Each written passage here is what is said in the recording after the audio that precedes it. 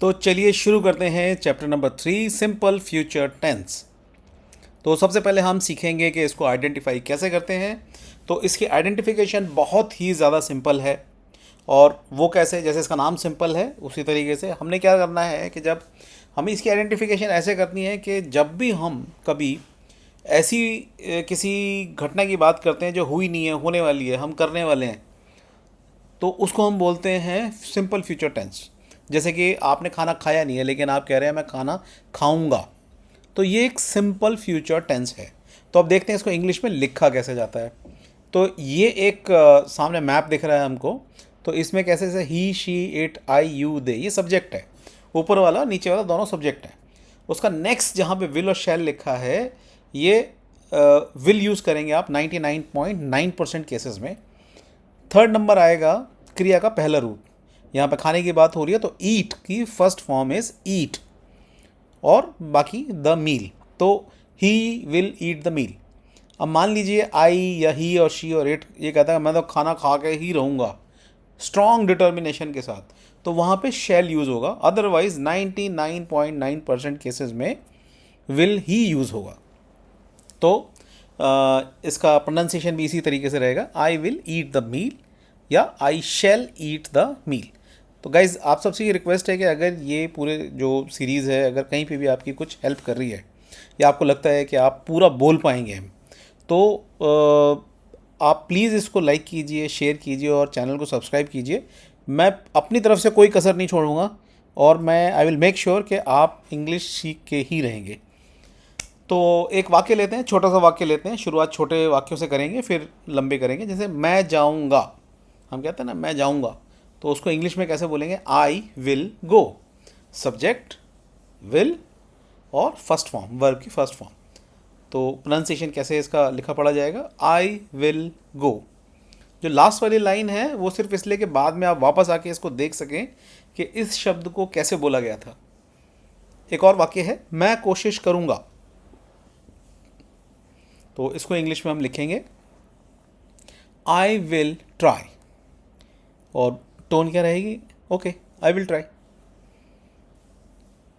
I will try. भले इसमें Y लगाए लेकिन यह पड़ा जाएगा ट्राई। अगला सेंटेंस है तुम भूल जाओगे, और इसकी इंग्लिश लिखी जाएगी यू विल फॉरगेट। टोन ऐसे ही रहेगी इसकी। प्रोनाउंसिएशन की हेल्प के लिए यू विल फॉरगेट। अगला सेंटेंस देखते हैं, ये कार 15 साल चलेगी। ये कार 15 साल चलेगी। इसको कैसे कन्वर्ट करा जाएगा? This car will last for 15 years. और प्रोनाउंसिएशन कैसा रहेगा इसका? This car will last for 15 years. Years, right. अगला वाक्य देखते हैं क्रिकेट फैंस के लिए। आरसीबी की टीम इस बार भी आईपीएल मैच जीतेगी। तो जो फैंस हैं वो बोलते हैं ना, चाहे मतलब आरसीबी की हो या कोई सी भी हो, तो इंग्लिश में कैसे बोलेंगे? RCB team will win the IPL match this year also. Pronunciation रहेगा RCB team will win the IPL match this year also. अगला सेंटेंस है तुम बहुत जल्द ही ठीक हो जाओगे। इसको इंग्लिश में कन्वर्ट कैसे करेंगे हम? You will recover very soon. Pronunciation है you will recover very soon. अगला सेंटेंस देखते हैं, पापा इस बात का डिसीजन लेंगे। मान लीजिए कोई भाई बहनों में कोई मैटर है या कुछ है, पापा इस बात का डिसीजन लेंगे। तो इंग्लिश में कैसे बोलेंगे टोन के साथ? Papa will take the decision on this matter. I don't know, papa will take the decision on this matter. अगला सेंटेंस देखते हैं,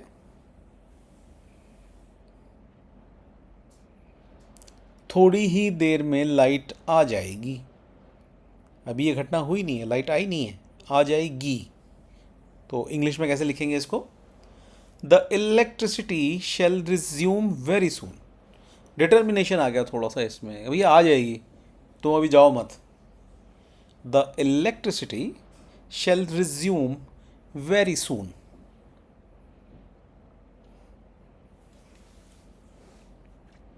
अगला सेंटेंस देखते हैं। ये डिज़ाइन उसे पसंद आएगा। ज के नीचे बिंदु आया तो जो ज नहीं बोले जाएगा, ज, राइट। तो इंग्लिश में कैसे कन्वर्ट करके लिखेंगे? She will like this design. She will like this design.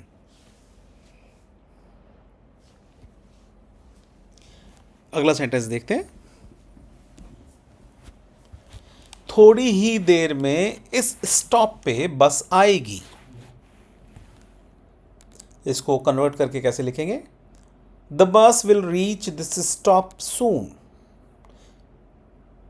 इसका प्रोनाउंसिएशन है the bus will reach this stop soon. अगला सेंटेंस देखते हैं। हम अगली गर्मियों में यूरोप जाएंगे या यूरोप जाएंगे, दोनों ही सही हैं। तो इसको कैसे लिखा जाएगा? We will go to Europe next summers. इसकी प्रोनाउंसिएशन है we will go to Europe next summers. ये जो बीच वाली लाइन है इसको थोड़ा फ्लो में बोलते हैं, बट नीचे वाली लाइन से आपको क्लैरिटी आएगी कि किस शब्द को क्या बोला गया है। मैं तो एक अच्छी सी ड्रेस खरीदूंगी।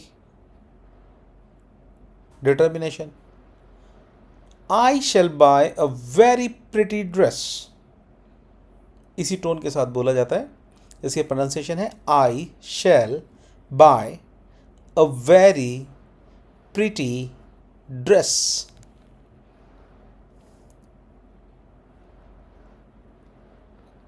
अगला सेंटेंस है, ये गाने की लाइन है, जीत जाएंगे हम तू अगर संग है। तो इसको कैसे लिखा जाएगा? We shall win if you are with us. इसकी प्रोनाउंसिएशन है we shall win if you are with us. Guys comment में लिखना अगर ये गाने की मूवी का नाम आपको मालूम है। अगला सेंटेंस है, एक दिन वो बड़ा आदमी बनेगा। टोन ऐसे ही रहती है। तो इंग्लिश है इसकी, one day he will become a great man. और प्रोनाउंसिएशन है one day he will become a great man. अगला सेंटेंस है, मैं रात 8 बजे तक आ जाऊंगा। जैसे कोई जाते हुए बोल रहा हो। तो इसको इंग्लिश में कैसे कन्वर्ट करके लिखा जाएगा? I will come back by 8 o'clock। और इसका प्रोनाउंसिएशन रहेगा I will come back by 8 o'clock। क्या आप टाइम के पाबंद हैं? चलिए अगला सेंटेंस है, अब देखना इस सीन में स्त्री हवा में उड़ेगी। मान लीजिए मूवी देख रहे हैं, आपको मालूम है अब स्त्री का सीन आएगा, उड़ेगी। Now you see the Stree will fly in the air in the scene. Pronunciation है now you see the Stree will fly in the air in the scene.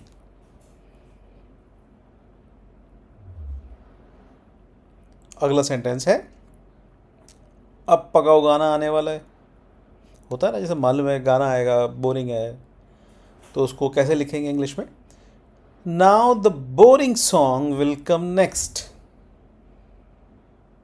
और इसकी प्रोनाउंसिएशन है now the boring song will come next. अगला sentence है मैं cassata ice cream खाऊंगा या खाऊंगी।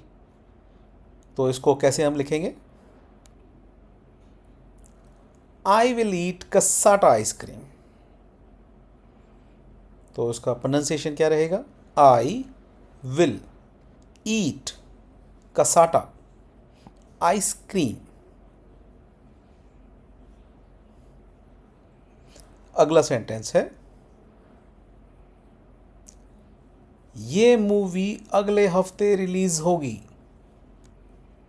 इसको कैसे लिखा जाएगा कन्वर्ट करके? This movie will be released by the next week. और इसकी प्रोनाउंसिएशन है this movie will be released by the next week. अगला सेंटेंस है अब तुम्हें माथे पे तिलक लगाना होगा। शादी ब्याह में जैसे होता है, जैसे किसी को बोल रहे हैं भाई तिलक लगाओ, तो उसको कैसे लिखेंगे? Now you will have to put anointment on the forehead. Anointment की हिंदी तिलक होती है। Now you will have to put anointment on the forehead.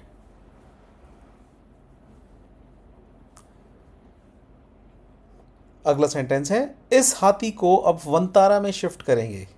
By the way Vantara एक जू का नाम है, तो इसको इंग्लिश में कैसे लिखा जाएगा? This elephant will be shifted to Vantara now.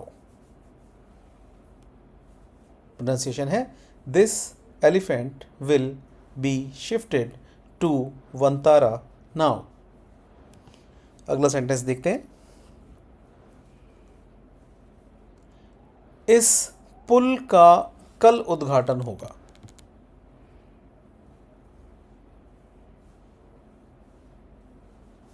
This bridge will be inaugurated tomorrow.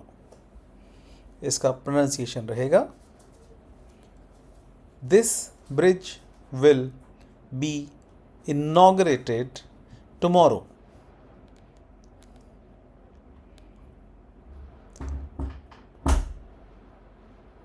अगला सेंटेंस है वो मेरे पैसे कल वापस देगा। यहाँ पे थोड़ी सी श्योरिटी है, थोड़ा सा संशय है, तो कैसे बोला जाएगा? He will return my money tomorrow. और प्रोनाउंसिएशन रहेगा he will return my money tomorrow.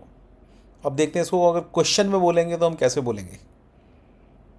जो प्रश्न सूचक इंटरोगेटिव, क्या वो मेरे पैसे कल वापस देगा?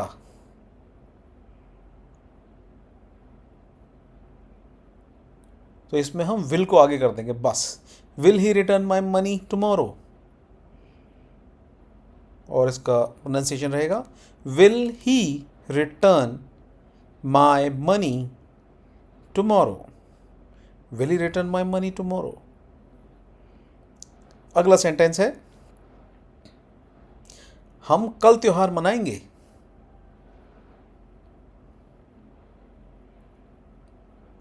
तो इसको इंग्लिश में कैसे लिखा जाएगा? We will celebrate the festival tomorrow. और प्रोनाउंसिएशन है we will celebrate the festival tomorrow. तो अब हम देखते हैं कि वो क्या खास बातें हैं जो हमको ध्यान रखनी है इसको पहचानते वक्त, या इसको कन्वर्ट करते वक्त, या इसको बनाते वक्त, कि ऐसा कोई भी सेंटेंस जिसके अंत में, जिसके एंड में गे आता है, आएंगे जाएंगे, तो वो फ्यूचर टेंस है, सिंपल फ्यूचर टेंस। और इसकी पहचान अक्सर आएंगे, जाएंगे, खाएंगे, पिएंगे, करूँगा, होगा, करेगा, उठेंगे, बैठेंगे जैसे शब्दों से होती है। इसको हिंदी में सामान्य भविष्यकाल भी बोलते हैं।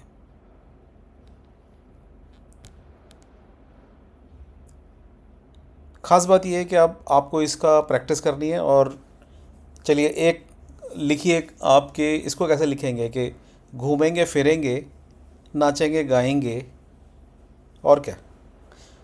गाइस, अगर आपको इससे हेल्प मिल रही है इन सब लेसन से, तो प्लीज़ वीडियो को लाइक कीजिए, चैनल को सब्सक्राइब कीजिए और शेयर कीजिए।